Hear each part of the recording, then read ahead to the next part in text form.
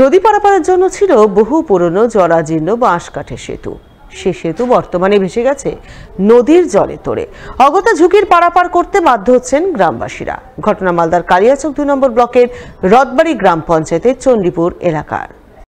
কালিয়াচক ২ নম্বর ব্লকের রথবাড়ি অঞ্চলের এক পাশ দিয়ে বয়ে গেছে ভাগীরথী নদী।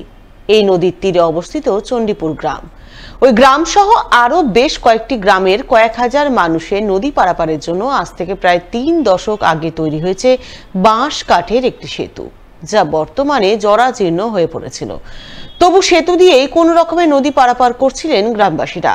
কিন্তু দিন 10 আগে সেতুর মাঝখানের অংশ ভেসে গেছে জলের তোড়ে, ফলে পারাপার বন্ধ হয়ে রয়েছে। তাই পঞ্চায়েত থেকে নৌকার ব্যবস্থা করে চলেছে পারাপার।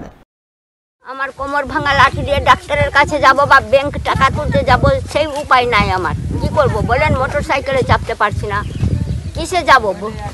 এটা বাসের সাঁকো কতদিন হলো ভেঙেছে?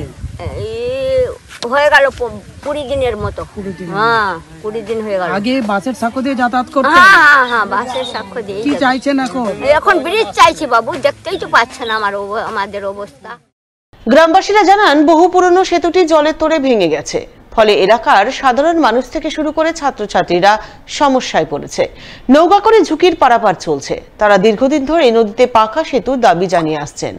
দাবির কথা জানানো হয়েছে মন্ত্রী সাবিনা ইয়াসমিনকেও, কিন্তু প্রতিশ্রুতি দিয়েছেন, কিন্তু প্রতিশ্রুতি এখনো পূরণ হয়নি। তবে কবে হবে তাও জানেন না। বাঙ্গিটোলাতে আমরা প্রায় টিউশন পড়ি, বালুয়াচার তাই স্কুল যাই, কিন্তু আমাদের এই টিউশন যাওয়া হচ্ছে না, স্কুল যাওয়া হচ্ছে না। গোটা 7টারি ঘুরে দিয়ে যেতে হচ্ছে, 5 মিনিটে যাই, আধ ঘন্টা লাগছে। স্কুলে দেরি করে যাওয়া হচ্ছে, আমার ভাতিজাকে আনতে যেতে হচ্ছে, তো স্কুল দেরি হচ্ছে যেতে। বাসের চাকরি দিয়ে অসুবিধা প্রচুর হতো। কোনো সময় কেউ পড়ে গেল, কারো কিছু হয়ে গেল, এরকম করে অনেকবার অনেক দুর্ঘটনা ঘটা গেছে। এই স্কুল থেকে যাই 7টারি বালুয়াচারা বাঙ্গিটোলা এরকম স্কুল, আর বড়রা যাই ভাই মালদা কলেজ। তুমি কোন স্কুলে পড়াশোনা করো? আমি যাই বালাচার হাই স্কুল, কিন্তু এখন এইটুকুটা 5 মিনিটের রাস্তার জন্য আমাকে আধ ঘন্টা ঘুরে যেতে হচ্ছে। চাইছে নতুন ব্রিজের কথা।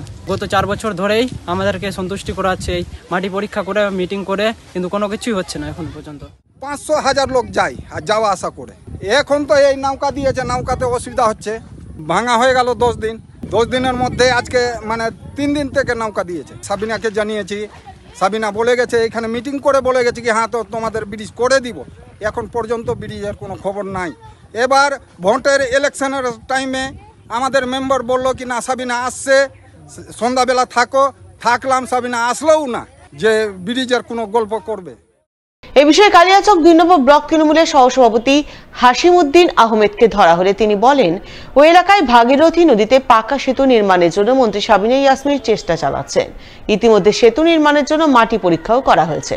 আশা করছেন আগামী দিনে সেতু নির্মাণের কাজ শুরু হবে। রথবাড়ি গ্রাম পঞ্চায়েতের সংলগ্নই চণ্ডীপুর ব্যারেজ ভাগীরথী নদীর উপরে অবস্থিত। কিছুদিন আগেই হঠাৎ আমরা খবর পেলাম ওটা জলের তোড়ে ভাগীরথী নদীর উপর যে ব্যারেজটা ছিল মাঝের অংশটা ওটা ভেঙে গিয়েছে। দলীয়গতভাবে আমাদের মন্ত্রী সাবিনা ইয়াসমিনকে দিয়েই আমরা ওটা দেখেও এসেছি।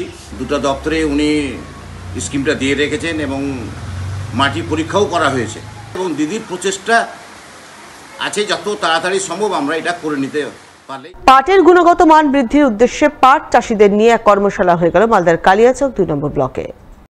জুট কর্পোরেশন অফ ইন্ডিয়ার উদ্যোগে বৃহস্পতিবার কর্মশালা অনুষ্ঠিত হয় কালিয়াচক 2 নম্বর ব্লকের কর্মতীর্থ ভবনে। উপস্থিত ছিলেন জুট কর্পোরেশন অফ ইন্ডিয়ার মালদা উত্তর দিনাজপুরের রিজিওনাল ম্যানেজার দেবাশিস ঘোষ সহ অন্যান্যরা। তারা এদিন পাট চাষিদের উন্নত পদ্ধতিতে পাট চাষের ব্যাপারে প্রয়োজনীয় পরামর্শ দেন, যাতে পাটের গুণগত মান বৃদ্ধি পায়। পাট চাষিদের জন্য এই Kaliachak block as a new block আমরা এটাকে বেছে নিয়েছি। এখানে আমরা সবে শুরু করেছি, যাতে চাষিদেরকে উন্নত মানের বীজ, যেটা আমরা আগে পৌঁছেছিলাম, এবং প্রপার রেটিং টেকনিক, যেটা পাট চাষের গুণগত মান বাড়ায়, সেইটুকুনি জানানোর জন্য আজকে আমরা চাষি ভাইদের সাথে ইন্টারাকশান করেছি।